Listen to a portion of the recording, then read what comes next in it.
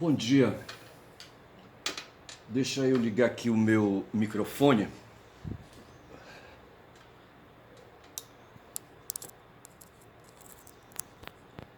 Microfone ligado, não sei se faz efeito, bicho. Sinceramente, eu não sei se faz efeito, mas meus equipamentos são precários e me fazem trabalhar com o que tenho, certo? Mas tudo bem.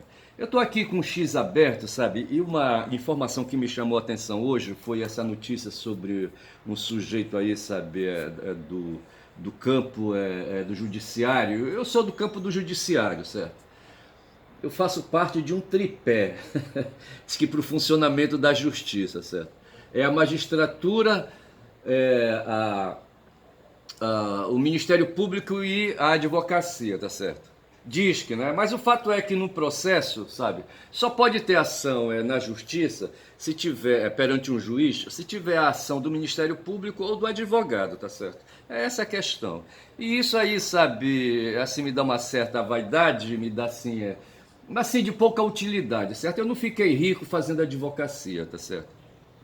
Mas eu acho que nem poderia, certo? A gente vive numa sociedade de competição, numa sociedade de corrida entre coelhos e jabutis, em que alguns são coelhos, outros são jabutis, certo? Isso pode ser desculpa de amarelão ou papo de ressentido, no sentido contrário do que o Nietzsche diz, sabe? Mas assim, o fato é que alguns na vida já nascem com algumas vantagens na competição, nas regras de competição. Algo parecido, bicho, com o que está acontecendo hoje lá em São Paulo, sabe? Quando uma instituição, sabe, da sociedade paulistana, sabe, foi arrematada em leilão. E aí, sabe, quem tirou vantagem na venda dessa estatal aí municipal, entenda aí o trocadilho, tá certo? Foram fundos de investimento, bicho, sabe? Mas eu não quero falar agora de fundo de investimento, nem quero vincular fundo de investimento a essa história da apropriação dos excedentes. Eu vou deixar para depois. Mas o que eu vou tratar aqui, sabe? Tem um cara aqui, não dá para ampliar, sabe? Eu não sei como ampliar isso aqui, não dá para ampliar. Mas o que tem aqui é a foto de um cara chamado Aras, sabe? Esse Aras, ele foi. Aqui não fala o nome dele completo, bora ver, deixa eu abrir aqui ver se eu consigo. Eu queria falar isso, que eu sou do campo da justiça, certo? E aqui a Globo já me derrubou, certo? Já me derrubou pelo seguinte, é que eu queria aí, sabe? Mas no celular eu consegui, certo? Mas aqui eu não estou conseguindo abrir. Eles deram moleza de manhã. Mas eu vou falar assim por alto, certo? Eu vou falar assim por alto, tá certo? É a história de um professor da USP, certo? Chamado Conrado Ibner Mendes. Ele é um professor de direito constitucional, é um professor ativo e um professor crítico. Eu acho que ele deve ser um liberal. Eu não sei se ele é do campo progressista, certo? Mas o fato é que ele, aí, sabe, durante o governo do Bolsonaro, sabe, ele aí escrevia para a Folha de São Paulo e teve aí uma peleja com o Augusto Aras, tá certo? Que era Procurador-Geral de Justiça. É preciso entender o seguinte: o Procurador-Geral de Justiça é um órgão constitucional que é encarregado de atuar junto nas instâncias superiores, principalmente junto ao Supremo Tribunal Federal, sabe? Se a memória não me trai. Correto? Eu acho que é correto afirmar isso, tá certo? E dessa forma, o presidente da República, por exemplo, nos seus comportamentos, ele é controlado pelo Ministério Público Federal, através da Procuradoria-Geral de Justiça.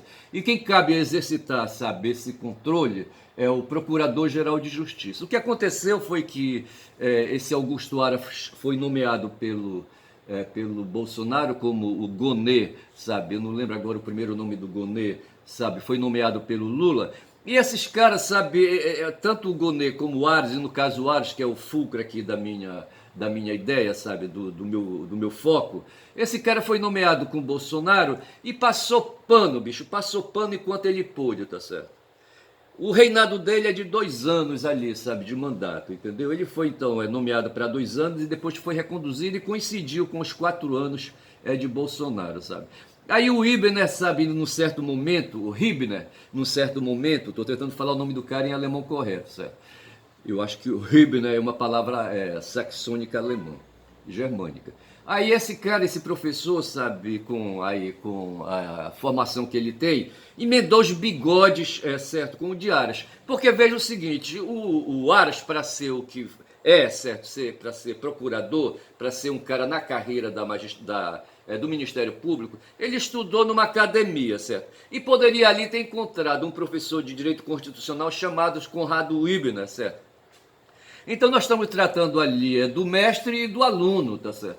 Aí esse cara aí, esse Aras, assumiu a função de procurador do Bolsonaro e passou pano, bicho. Tem que ver, por exemplo, o que foi a pandemia, sabe, na sua trajetória na superfície aqui do planeta e na superfície aqui do território brasileiro, de 8,5 milhões de quilômetros quadrados. Eu estou colocando mais meio milhão de quilômetros quadrados, porque eu falava antes 8 milhões e agora eu vou colocar mais 500 mil, certo? Porque foi o Lula que falou, certo? Aí num discurso aí referiu a 8.500 quilômetros quadrados, 8 milhões e 500 mil quilômetros quadrados. Eu estou aqui então me fiando nele, certo? Se eu tiver errado aí a culpa é do Lula, tá certo?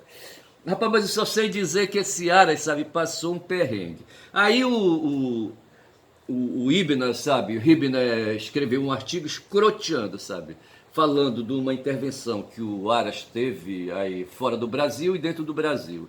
E ele aqui chamou o Aras, sabe, eu acho que eu não vou encontrar aqui, assim, deixa-me...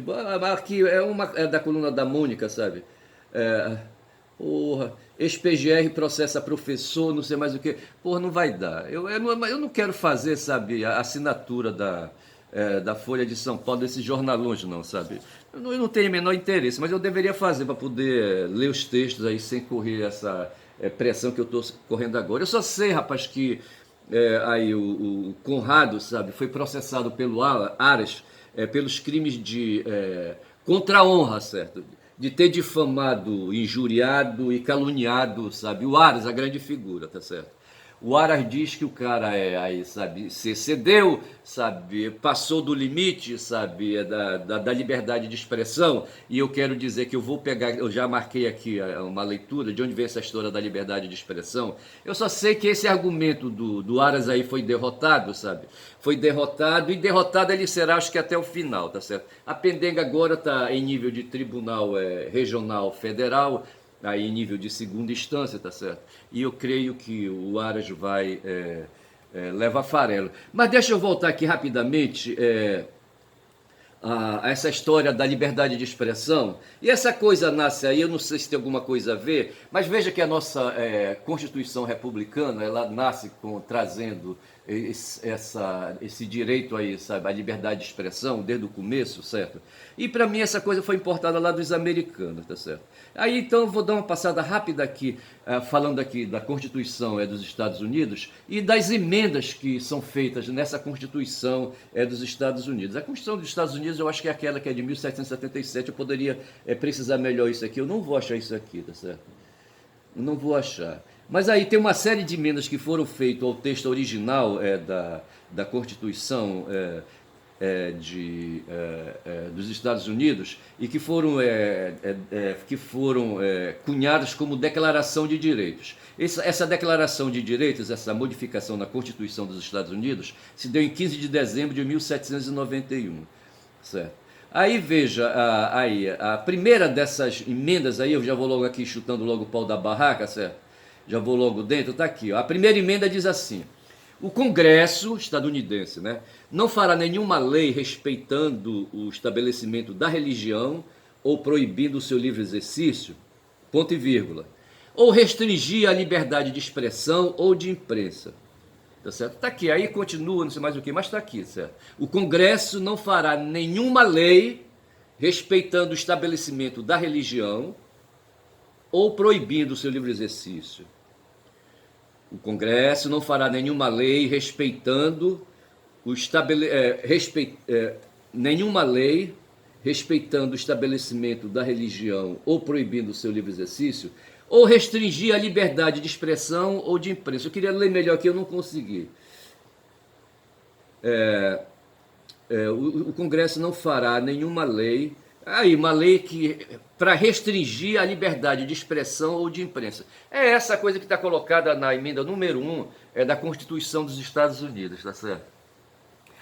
Veja que eles estão aí no século XVIII, em 1791, tá certo? Mas teve aí um cara que veio depois, sabe, que eu estou tratando aqui nos meus textos. Esse cara veio aí depois de 1770, eu estou falando do Schopenhauer, certo? O Schopenhauer, para ele, por exemplo, não existe o livre-arbítrio, essa história de liberdade, sabe? Não existe para ele. Para Schopenhauer, a gente, sabe, é marcadamente dominado pela natureza animal, vamos logo colocar dessa maneira, tá certo?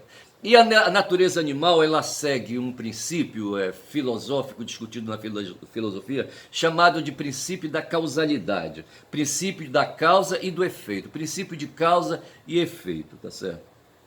Ou o princípio da determinação dos fatos, dos acontecimentos, ou qualquer coisa assim, tá certo? O ser humano, sabe, ele é pendente do corpo dele, é dominado pelo corpo dele, por seus impulsos, por seus componentes aí, sabe, líquidos, sabe, seja esses líquidos aí químicos, sabe, e enfim, tá certo? O ser humano é dominado pelos líquidos, tá certo? Líquidos que estão dentro do corpo circulando, sabe? E que nos cega e que nos faz aí seres aí, sabe? Tipo assim, autômatos, entendeu? É essa concepção que tem aí o Schopenhauer, sabe? Que vai buscar lá os tempos antigos, rapaz, sabe? Tá certo? E no fundo é que ele vai dizer que nós temos uma essência e vai lembrar ali Parmênides, certo? Quando fala do ser aí, sabe, que é imodificável, aquela coisa toda, imutável, entendeu? Mas é um ser de essências, essas essências, é essa coisa, esse mundo líquido que está dentro de nós, sabe? O mundo hormonal, sabe? A testosterona, por exemplo, tá certo? A progesterona na mulher que direciona, segundo uns aí, sabe, ali o gênero, a sexualidade ou o sexo ali, sabe, dos bebês que vão nascer, sabe, essas coisas todas. O Schopenhauer vai por aí. Só que o Schopenhauer ele veio antes de um cara chamado Darwin, tá certo? Antes de Darwin, deixa eu fechar logo aqui esse cara aqui, sabe, que fala da primeira emenda, que falou da liberdade de expressão. Mas veja, por conta do que falou aí Schopenhauer, não existe livre-arbítrio, ou seja, não existe, era o modo como chamavam no tempo dele aí, sabe, a liberdade, certo? O direito à liberdade. Não existe para Schopenhauer livre-arbítrio, nós somos seres determinados, seres empurrados, seres sem causa no mundo da superfície, sabe, para agir por conta própria. Não somos. Tem forças interiores que nos obrigam e aí a cultura, aí, sabe, os avanços culturais, as criações antropológicas, como quiser, entendeu? Essas aí, as instituições, ficarão no campo das instituições. Mas deverá prevalecer no primeiro momento uma coisa chamada vontade. Tá certo? Essa palavra, sabe? O livro básico do Schopenhauer é O Mundo como Vontade e Representação, tá certo? Então, antes de tudo, sabe, o mundo empírico se impõe, o mundo dos primatões, certo? O mundo da força, tá certo? O mundo dos líquidos, certo? Entendo esses líquidos como sendo os hormônios, sabe? Que banha o cérebro, sabe? Ou que são que são nos momentos, sabe, que o corpo reage, são sabe, mandados, despachados pelo cérebro para agir no corpo e ali, sabe, nas pontas neurais do corpo, sabe, nas suas sensibilidades à flor da pele, entendeu? E essa coisa nos paralisa, nos domina e faz ter as reações tipo fome, as reações tipo medo, as reações tipo desejo de sexo, e eu colocaria aqui a ganância, tá certo? O porra do Schopenhauer, ele é um cara assim que parecia com o cara que criou a navalha de Ockham, parecia com Ockham, certo? Que tinha uma navalha que ficava podando tudo. O Kant, por exemplo, falou que a organização do pensamento se dá em 12 categorias. O Saussure, mais adiante, quando vai falar do mundo da semântica, sabe, vai falar de categorização também. Os conceitos são entidades ali, sabe, na mente humana, no pensamento, sabe, categorizados, certo, organizados mediante categorias. E o Kant apontou 12, certo?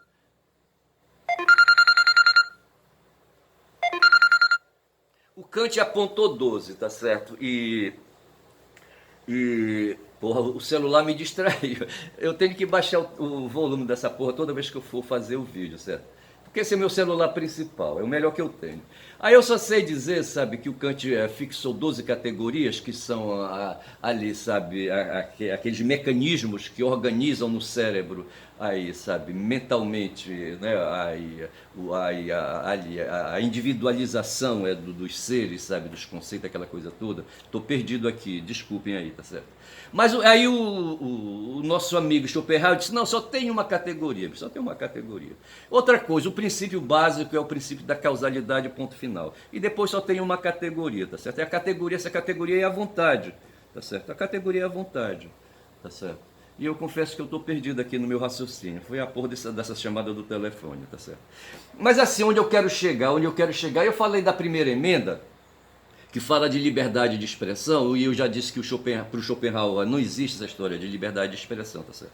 Mas no caso do Aras ali, tá certo, dá a entender que a liberdade de expressão ela está no nosso sistema, no nosso ordenamento jurídico, tá certo? Foi por isso que ele, quando leu o artigo do Conrado Hübner, sabe, contestou, levou para a justiça, judicializou, como a gente diz, tá certo? E ali, sabe, colocou ali a posição dele, sabe, de vítima e se disse injuriado, caluniado e difamado, tá certo? E queria que o Hübner, ele estava no plano ali do direito civil, queria ali no mínimo uma indenização. Eu não sei se ele estava no plano criminal também, tá certo? Inclusive ele fala assim, esse cara, rapaz, esse Hübner, disse o Aras, quando diz que eu, sabe, fiz essas coisas todas aí, eu prevariquei, quando eu passei pano, eu prevariquei, eu não sou prevaricador, bicho. Prevaricação é um crime, certo? É aquela coisa que tem aí, quem ocupa certos cargos, certo? De deixar de fazer o que ali a norma, o regimento ou a lei, certo, obriga a fazer. Foi o que aconteceu com o Aras, segundo o Hübner, certo? Tá certo? Ele passou pano, sabe, encobriu a matança que houve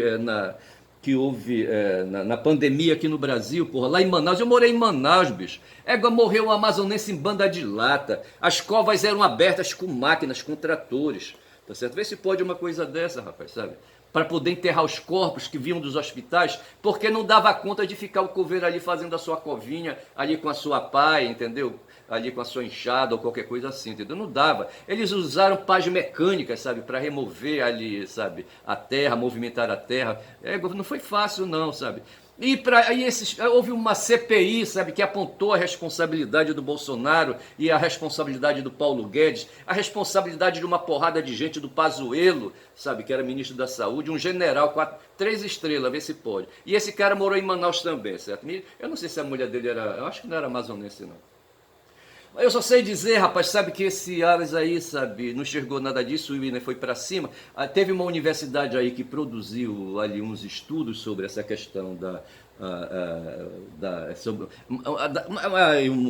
um relatório científico e apontou leis, fez estudos. Eu não sei se o Hübner fez parte desse estudo aí, sabe? Apontando crimes e omissões e, sabe, falta de cuidados, uma série de coisas aí, sabe? Que no fundo levavam a incriminar o Bolsonaro, tá certo? E por conta disso, o Aras, que tomou conta desse relatório que a CPI, sabe, o relatório que a CPI fez, certo? E ele não fez nada junto com a Lindora, tá certo? E o Hübner agora foi aí, sabe? Ele ganhou já aí na primeira instância, certo?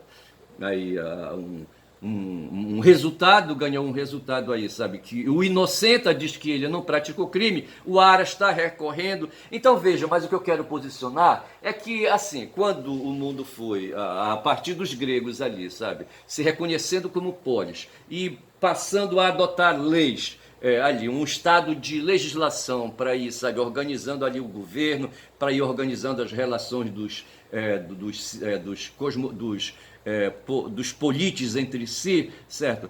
Ali, sabe, a lei foi se fundando, se estabeleceu um estado de nomos, em grego, certo? Um estado de lei, tá certo? Onde a lei diz o comportamento tanto do Estado em si como dos cidadãos, tá certo? Aí, na modernidade, ali com os esforços feitos pelos liberais, tipo Hobbes, Locke e Montesquieu, se instituiu aí um Estado de direito mais formal, mais calibrado, tá certo? E que é esse que nós temos hoje aqui na nossa República. E pela nossa República tem o direito à liberdade de expressão, tá certo? Foi nisso que se baseou o Aras para rebater e atacar o Conrado Hübner, dizendo que o Conrado se excedeu e falou coisas que não deveria, chamou-o de prevaricador e ele não é, aquela coisa etc e tal, portanto, isso tudo aí, essa falação toda do Ribner deve ser condenada e ele deve ser processado e condenado a pagar aí uma quantia em dinheiro para o Aras e assim restabelecer a moral, a dignidade, a respeitabilidade desse grande procurador-geral da República que foi, diz ele, de si próprio, Augusto Aras, tá certo? Então eu fiz questão de entrar por aí, porque eu sempre estou dizendo assim que a filosofia, ela tem uma contribuição, sabe, a dar, porque é a partir dela que os conceitos vão se firmando, tá certo? E aí vai facilitando, vai facilitando o trabalho de outras produções de conhecimento, etc. Né? Eu fico imaginando, eu queria falar aí o cara, sabe, deixa-me ver aqui, o Arthur Schopenhauer, sabe, quando está falando aí, diz que a verdade, não existe liberdade de expressão, não existe liberdade de imprensa, sabe? Na verdade, quem falou isso? Sim, ele falou do livre-arbítrio, mas para dizer que essa liberdade aí, sabe, linguística, essa liberdade comunicacional é nada, tá certo? Em face da submissão do ser humano aos determinismos do corpo, tá certo? Quando ele fala do corpo, tá certo? Um corpo animal, certo? Em primeiro lugar, darwiniano, certo? O Darwin, certo? O Darwin, ele nasceu depois de Schopenhauer, certo? O Schopenhauer, aí, sabe, levou a breca em 1831 e o Darwin vem aí, o Darwin vem, cadê? 1831 é o Schopenhauer, certo? O Darwin vem em 1766, para morrer em 48. Então, mais ou menos, os dois são contemporâneos, certo? Quando o Darwin... são contemporâneos, certo? O Darwin tinha 24 anos, em 1800, e o Darwin, o Schopenhauer tinha 26 anos e o Darwin tinha, Schopenhauer tinha 31 já. Então eles são aproximados, eles são quase contemporâneos. Mas só que o Darwin foi numa outra vertente, bicho, foi numa outra direção de conhecimento. Ele foi um cara da botânica, foi um naturalista, aquela coisa toda, entendeu? E assim, sabe? E quando ele fala do ser humano, ele fala do ser humano aí assim, na sua brutalidade, sabe? Um ser comedor de proteínas, sabe? Eu fico imaginando aqui a escala de dominação do ser humano, nessa palavra que tem, sabe? E onde nós temos aí os grandes predadores. O ser humano um dia foi um ser predado, foi uma presa, certo? Tá certo? E com muito esforço ele foi aí se posicionando e reagindo, sabe? Mas assim, a origem da espécie humana, sabe, está dentro desse mundo aí darwiniano. Veja que quando o livro de Darwin foi publicado em 1859, certo? Dizem que o Karl Marx mandou uma carta, naquele tempo era o modo que tinha, certo? Eu não sei se havia telefone, sabe? Ele mandou uma carta, da mesma forma como ele mandou uma carta para o Abraham Lincoln, certo? E nessa carta a Darwin ele dizia que ele estava escrevendo um livro que seria o Capital e ele queria aí, sabe, ver se dava para usar A Origem das Espécies como prefácio do livro dele, certo? O Darwin, sabe, olhou assim, sabe, para a carta, entendeu? E fez um sinal assim ao redor da orelha, assim, rolando o dedo, o indicador, sabe, dizendo assim, esse cara tá doido, certo? Mas quando? Tá certo. Mas o fato foi assim, sabe? O Darwin, quando fez, sabe, escreveu essa obra aí, sabe? Esse cara, ele perambulou pelo mundo, passou ali pelos Galápagos, sei lá mais por onde, entendeu? E anotando coisas, enxergando, ele era naturalista e não sei mais o que, entendeu? Geólogo e tal, sabe? E quando ele foi escrever, sabe, ele escreveu calibrado. O outro cara aí, o Vitor Lima diz que não se deve confundir a obra, sabe, com o autor. Eu não concordo com isso, não. O Schopenhauer, por exemplo, antes de ser filósofo, certo? Ele foi comerciante, a família dele, eu não sei se ele era judeu, mas assim, foi um comerciante, tá certo? Foi filho de comerciante e atuou no comércio durante muito tempo, sabe? E diz que o cara foi um tremendo mulherengo, vê se pode, tá certo? Então, quando ele se dedicou a fazer a filosofia dele, tá certo?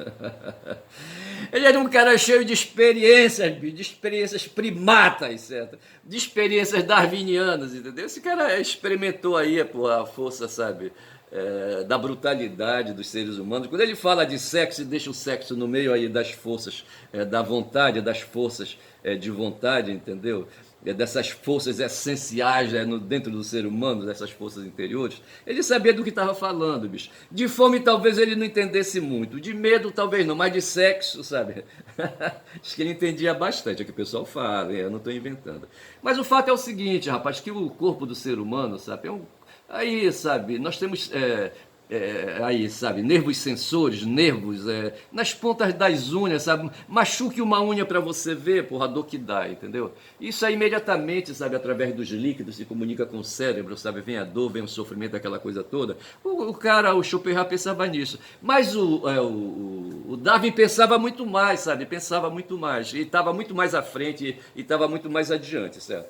Veja que o Schopenhauer morreu em 31 e o Darwin vai morrer em 48, certo? 17 anos depois. Enfim, os caras foram os contemporâneos, certo? Mas assim, a experiência de vida aí, sabe, a direção que deu o Darwin, sabe, para os seus estudos, né, o credenciam a falar melhor, com mais concretude a respeito dessa questão do corpo do ser humano, sabe? O cara fala aí, sabe, o Schopenhauer de vontade, como sendo essa força avassaladora. A vontade filosoficamente falando, certo? A vontade certamente para Darwin é outra questão, tá certo? Então, assim, veja que quando hoje eu falei no mundo dos primatas aí, sabe, de Darwin, se falava em estado de natureza, certo? Onde as necessidades fisiológicas serão prementes. Acho que é isso, quando o Schopenhauer fala de fome, medo e sexo, ele está falando de necessidades fisiológicas. Eu queria colocar no meio dessas necessidades fisiológicas a ganância e aí, sabe, a possibilidade de lucrar, que é isso aí que vai aí no mundo cultural, sabe, me dá gancho para compreender o que Marx quis falar, tá certo? Então nós temos as necessidades fisiológicas de fome, medo, sexo, e eu coloco ganância e lucro nessa parada aí, sabe? Para aproveitar aí a contribuição de Schopenhauer, sabe? Para dizer aí que são necessidades fisiológicas, tá certo? E o corpo aí, sabe, diante das necessidades fisiológicas, sabe, se de repente me dá vontade de ir ao banheiro, eu vou, independente de ficar avaliando aqui, sabe, do mundo da representação, se devo ir ou não devo ir. Posso fazer cálculo, posso esperar um pouco, esperar aí os gases aí darem uma aliviada no reto, qualquer coisa assim? Posso, mas conforme for, eu tenho que sair logo correndo e atender, sabe, o que o corpo está querendo, que é ir lá para o banheiro e sentar no vaso sanitário, tá certo? Falando essas coisas assim bem concretas, tá certo? O Darwin sabia de tudo isso, bicho. Sabia de tudo isso e muito mais, tá certo? Eu não sei, eu queria por aí. Então, quando se fala hoje em estado de necessidade e estado de direito, tá certo? O Ares apelou para o estado de direito, certo? Para o estado de nomos, como falavam já lá os antigos gregos no tempo da polis, entendeu? O estado de lei, o estado de direito, o estado de leis criadas, o estado de leis discutidas, o estado de consensos sociais que são as leis sobre certos assuntos específicos, tá certo? Enfrentando o mundo dos primatões, que é o mundo aí da força bruta, tá certo? A força bruta que impera hoje na natureza, ali no mundo da savana, ali na África, certo? Na savana africana, ou aqui na Mata Amazônica, rapaz, sabe? Nós temos uns animais aí, sabe, de fumar, sabe? Tem uma tal de surucucu-pico de jaca, sabe? Uma cobra medonha que bufa, tá certo? Tem uma história aí da dona Natividade, sabe? Que tinha um sítio e ela andava, rapaz, com um porretão, sabe? De uns 2 metros, assim, sabe? Quando ele ia passar aí, sabe, transitar no capinzal, sabe, ela saía com aquele porrete, sabe, de âmago, sabe, porque ali trabalhado, mas era assim, um pau roliço, assim, sabe, eu não sei que tipo de pau era, entendeu? Um cajadão, sabe, que era para esmagar cabeças de surucucu pico de jaca, tá certo? Mas tem as onças medonhas, sabe? Aí, sabe, mestre, por exemplo, se cagava de medo. Tinha um cara chamado Zé Goiano, sabe, que entrava na mata, era um cara destemido, e o mestre ficava olhando assim, sabe, e não acreditava que esse cara pudesse fazer isso, sabe, de entrar na mata aí a peito aberto, sabe, sabendo que ali adiante ele poderia, sabe, se dar de cara com uma onça. Esses bichos medonhos aqui. Na savana africana é pior, tem muito mais bichos lá, sabe, felinos desgraçados, entendeu? E assim, sabe, mas esse é o mundo dos animais, pula essa parte aí. Aí restamos nós aqui, humanos, tá certo? Com a nossa base animal, que nós não perdemos aí, sabe? Não perdemos na história. A história não levou, sabe, a base animal de nós, certo? Nós continuamos seres líquidos, sabe? Seres líquidos, dominados por líquidos, por hormônios, sabe? Por sensores, entendeu? Ali, quando uma unha bate, quem leva essa mensagem aí, sabe, para o cérebro são os sensores, os líquidos em nós, sabe, aí a rede neural, sabe, que se comunica com o cérebro, essa coisa toda, tá certo? Deixe-me ver quantos minutos eu tenho, já tenho 30 minutos, eu vou ficando por aqui, tá certo? Exato, os 30 mil. Vou ficando por aqui com essa reflexão novamente aí, sabe? Eu falei do livre-arbítrio, principalmente, eu acho que eu vou dar um nome para esse vídeo, livre-arbítrio não existe, segundo Schopenhauer, entendeu? Para justamente opor essa ideia aí da brutalidade que tem aí, sabe? Em nós, sabe? Dessas forças aí, sabe? Que existem, tá certo? E que o Estado de Direito é que veio contornar o Schopenhauer vai propor aí, sabe, uns meios atenuantes de como dominar essas forças medonhas aí, a vontade que ele chama, que ele coloca assim como sendo aí, sabe, esse grande véu aí, sabe. Ele fala do véu de Maia, hoje que já estou inventando aqui o véu da vontade, entendeu? Para dizer essa coisa aí que nos cobre, sabe, que nos domina a todos, tá certo? Falei, meu nome é Ernest, falei, quem fala muito, dá bom dia cavalo, bom dia.